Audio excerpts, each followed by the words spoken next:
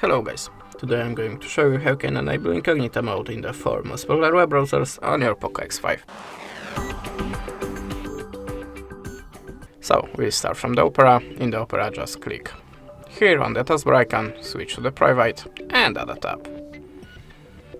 Now the Firefox, click the taskbar icon, go to the zero mask and choose private. Now the Microsoft Edge. Like before, taskbar icon, switch to the in private and add a tab. And the last one, Google Chrome. In the Google Chrome, just click here on this red icon or arrow icon and choose new Incognito tab. And now your cache files, the history, words from the keyboard will be not saved. That's it. Thanks for watching, leave us a subscribe or a comment, and goodbye.